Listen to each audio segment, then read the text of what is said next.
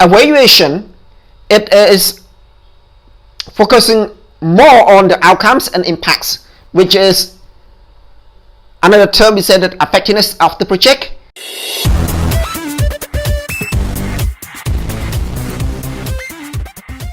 So now look at the questions for the project evaluation. In the project evaluation, mainly what we would like to know, also I have three questions here. Again, you might have more than three, that's fine, but this video I just focus only three questions again. The first question is what have been the overall change that project have made. So here we're focusing on changes. If you don't know about what is the change, look at my video about the 3-year change. I discussed the changes. So the change here refers to outcomes and impact. So here meaning that we're looking for what sort of outcomes and impacts has been produced through the project intervention or have contributed by the project. Second question, have we done the right thing? So we look at in overall project, are we doing the right thing?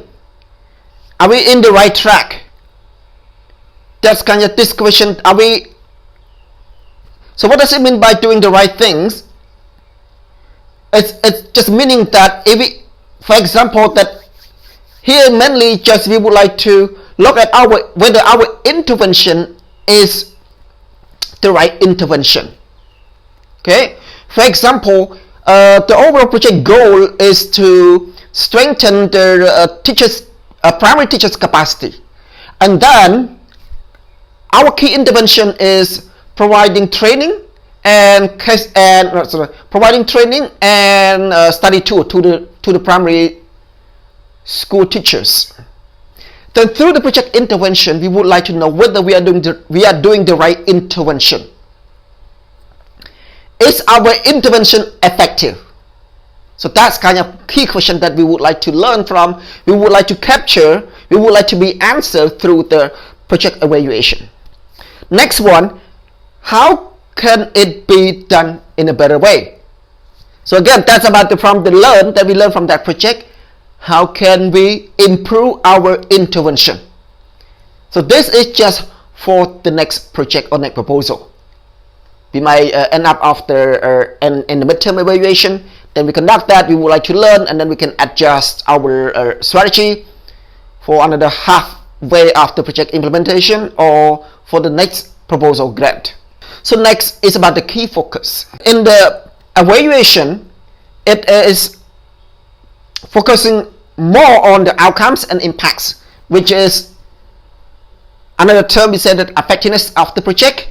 So in effectiveness of the project, we are looking at the project outcomes and impacts, like I discussed earlier. And the same thing also about the relevant. I mentioned also, are we doing the right thing? You're talking about the relevant and efficiency there. How we utilize our resource, whether it is efficiency in terms of using our resource or not. So those kind of things that when we conduct the project evaluation, we would like to look at it, or we would pay attention on it. Okay, next one, the purpose of this evaluation. So like we already discussed on the questions and key focus, I think you have some ideas about the purpose. For the project evaluation, the main purpose is to assess the overall achievement, or to assess how we have achieved a certain things. So that's the main purpose of project evaluation. Next one is about the frequency. For the project evaluation, we're doing periodically, meaning that we're only doing it once a while. For example, like when we talking about project evaluation, you might think about, many of you think about the project final evaluation, which is we are doing only at the end of the project, right? But some project, which is a longer project, a 3 to 5 years project, they also have a midterm review. That is just only we just only do that at the middle of the project life cycle, at the middle of project life. So project evaluation, we don't do it very often. We just do it 1 or 2 times during the project. Sometimes we might do only during the during the training, only that particular training that we have assessment, probably pre and post test, also part of project evaluation. We just would like to see why I call this project evaluation, because as part of activity evaluation, not overall project evaluation, but as part of one of your activity evaluation, because you would like to see the changes of participant knowledge through the pre and post test training evaluation, right? And some organizations, they might conduct a regular, a quarterly evaluation with their final beneficiary. Just go down to the field and collect some data which respond to their outcomes, in their outcomes indicator. Probably they do it every 6 months, a survey there, part of their survey or part of their quality control, quality assessment. Some of you been involved in agriculture project.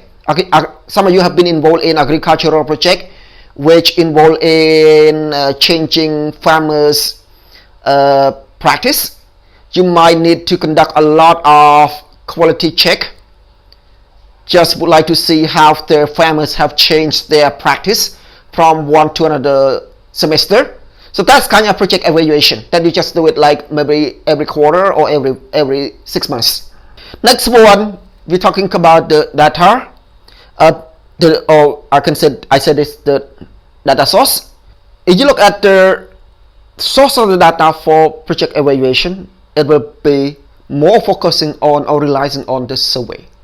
We have to conduct a survey, like I mentioned earlier. We need to go down to the field to meet our target groups or relevant stakeholders to get some data to respond to our outcomes indicators or to track our outcomes indicators. So then it will be from the surveys or might be from the secondary data, like some outcomes or impacts which project could not conduct it.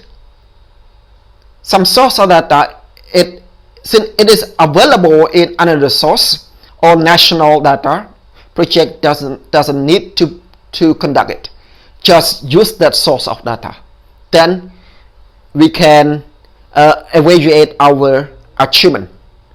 We can evaluate our overall changes. In conclusion, the source of evaluation are from survey and secondary data.